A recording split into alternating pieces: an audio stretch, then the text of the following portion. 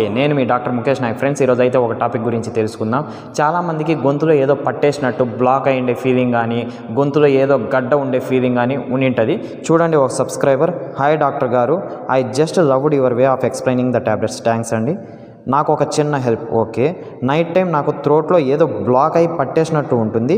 Any tablet suggest చేయండి, 1 week వాడతా, still అలాగే ఉంటే డాక్టర్ని కన్సల్ట్ అవుతాం. ఓకే అండి, దాని గురించి తెలుసుకుందాం. ఆ ఫీలింగ్ని lump in the throat feeling అంటారు. ఆ సెన్సేషన్కి చాలా కారణాలు ఉన్నాయి, బట్ బేసిక్స్ నుంచి మనం తెలుసుకుందాం. గొంతు దగ్గర ఫారిన్స్, లారిన్స్, ట్రెకియా అండ్ ఊపిరితిత్తులు ఇవి ఉంటాయి. దాని వెనకాల ఈసోఫేగస్ ఉంటుంది, తర్వాత కడుపు, పేగులు ఇవన్నీ అయితే ఉంటాయి. ఇక్కడ ఈ గొంతులో ఈ మేజర్ ఆర్గాన్స్ అన్నిటిని ఇన్నర్వేట్ చేసేది ఆటోనమిక్ నర్వస్ సిస్టమ్ అనే నరాలు. ఆ నరాల్లో వేగస్ నర్వ్ ఉంటుంది. ఇది ఎందుకు చెప్తున్నానంటే చాలా కారణాలని చెప్పాను కదా ఈ ఫీలింగ్కి, లంప్ ఇన్ ద థ్రోట్ ఫీలింగ్కి. ఆ కారణాలు మేజర్ కారణం స్ట్రెస్. ఎప్పుడైతే స్ట్రెస్ లెవెల్స్ ఎక్కువ అయిపోతాయో ఈ ఆటోనమిక్ నర్వస్ సిస్టమ్ యాక్టివేట్ అయిపోతుంది. ఆ నరాలన్నీ పోయి అక్కడ ఉన్న కండరాలని బిగుసుకుండేటట్టు చేస్తుంది. ఎప్పుడైతే అది బిగుసుకుంటుందో అప్పుడు గొంతులో ఏదో పట్టేసిన ఫీలింగ్ కానీ ఏదో ఉండే ఫీలింగ్ కానీ వస్తుంది. కాబట్టి స్ట్రెస్ తగ్గించుకుంటే సరిపోతుంది.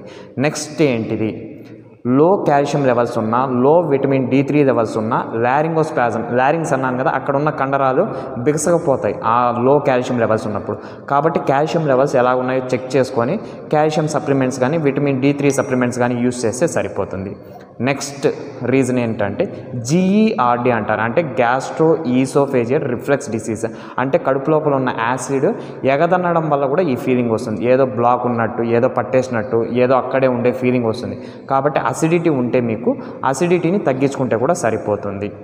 కాల్షియం సప్లిమెంట్స్ వాడుతూ అసిడిటీని తగ్గించుకుంటే సరిపోతుంది.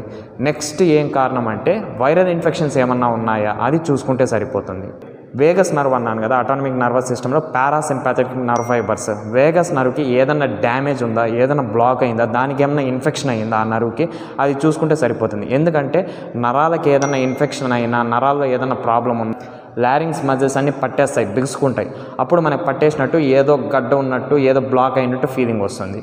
లాస్ట్ ఆప్షను గ్రోత్ ఏమన్నా ఉందా థ్రోట్ లోపల, అంటే ఏదైనా మాసెస్, అది బినైన్ కానీ మ్యాలిగ్నెంట్ కానీ ఏదైనా గడ్డలు పెరుగుతున్నాయా అనేది చూసుకోవాలి. అది ఎలాగ తెలుస్తుంది, ఎండోస్కోపీ చేయించుకుంటే తెలుస్తుంది.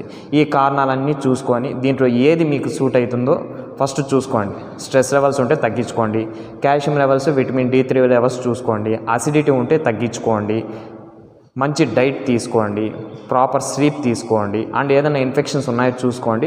ఇవేమీ లేదంటే ఎండోస్కోపీ చేయించుకొని ఏదైనా గ్రోత్ ఉందా అక్కడ, ఏదైనా గడ్డలు ఉన్నాయో చూసుకొని దానికి ట్రీట్మెంట్ తీసుకోండి. ఓకేనా?